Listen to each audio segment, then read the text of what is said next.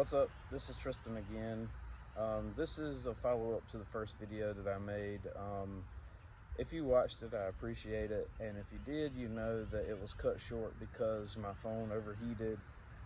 It's North Carolina. It's 100 degrees every single day, so especially when you try to make a video outside, it's tough. The heat in North Carolina is just unbearable sometimes. So it's hot already. I'm going to try to make this video short and sweet. But if you watched the first video, you kind of got an overview of the car and my backstory as far as how I came to owning this car. And generally speaking, I said that I love this car, and yes, it's been a joy to drive. I've taken it to Kansas. I've taken it to Pennsylvania. Just last weekend, I went to Boxer Fest. So I've taken it on road trips. It has just been an absolute joy to drive. Would I recommend it over other cars? It depends on what you're looking for. Anyone who owns a Subaru will say, like, if you're looking to have this car for 1, 2, 3, 400,000 miles, you're probably not going to get that out of it. I've already found that out. I'm at 20,000 miles and I have to send it in for a warranty for the rear diff leaking. Could that be user error? Maybe. I'm not ruling out anything with that. It's a Subaru, so you get what you expect out of that. But I love the car. It's been an absolute joy. So the purpose of this video is to start on my mod list and give a general review of that. And the first thing I'm going to start with is the ETS Cold Air Intake. It was the first mod that I put on my car. Early on, whenever they released the cold air intake, they said, hey, this doesn't require a tune, it's safe. And I found out, as well as many other people, that you did need a tune. It would put the car in limp mode. You would get a check engine light. So shortly after, they released the sleeve, and I didn't have the sleeve in long enough to tell whether it would still give the check engine light or not. I took my car to get tuned shortly after they released the sleeve, and I did that because I felt like, I just wanted to eliminate that problem altogether. And really, even if ETS says with the sleeve you don't need a tune, the best thing to do is to get your car tuned whenever you add the intake. You're really not going to see huge horsepower gains until you get it tuned anyway. So yes, get your car tuned when you get a cold air intake. If you want to wait until after you complete your whatever performance mod list that you're going to put on the car to get it tuned, that way you don't have to continue to get it retuned, and do that. Maybe you should wait until the cold air intake is the last thing that you put on.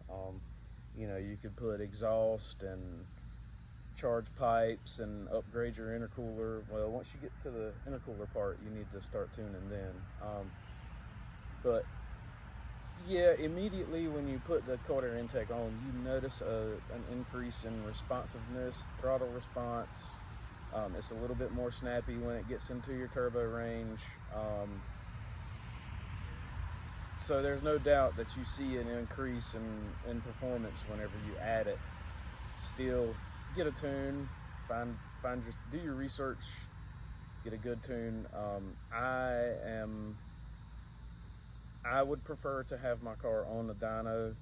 I spoke with Drunkman. I had a Drunkman tune off the shelf for 93 whenever I got my Accessport.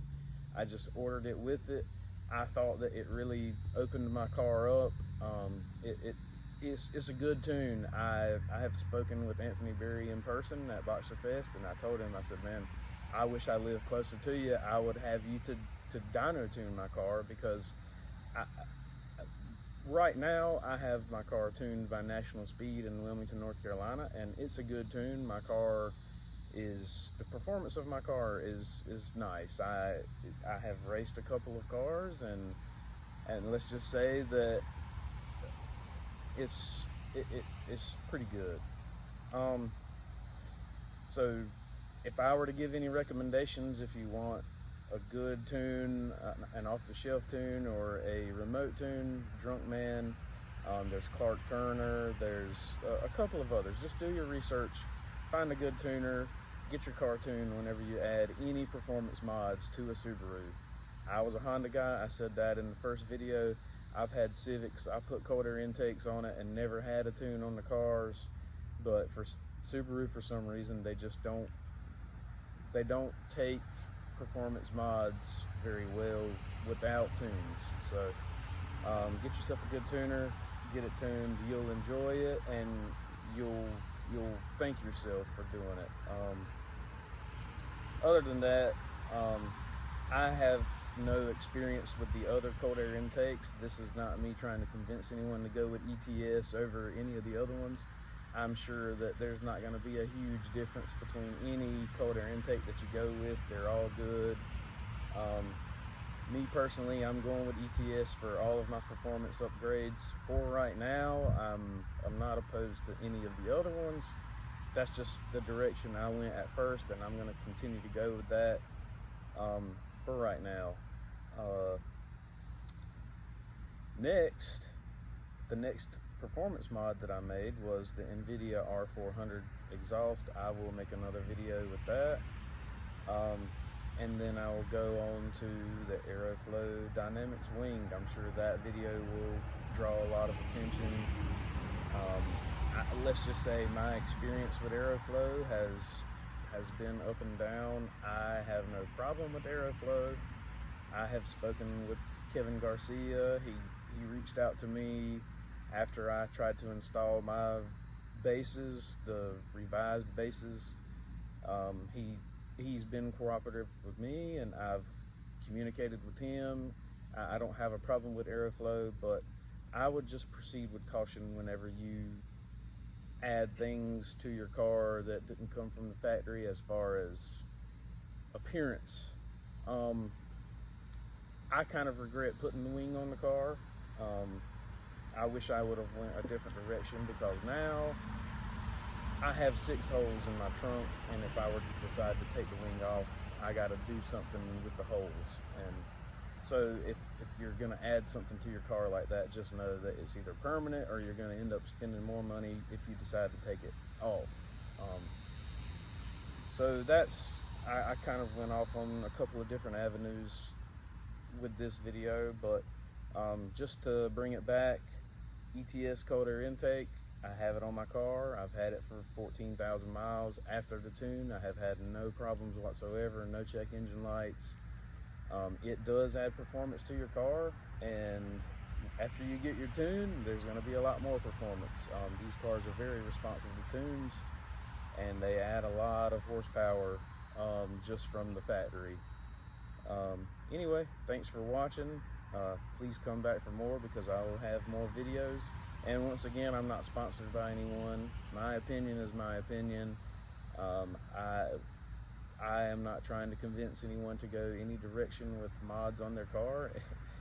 Probably a good piece of advice is not to mod your car, because once you get started, you don't want to stop, and the more mods you add, the more the reliability goes down. So my advice, my true advice would be, don't mod it. Just keep it stock, enjoy the car.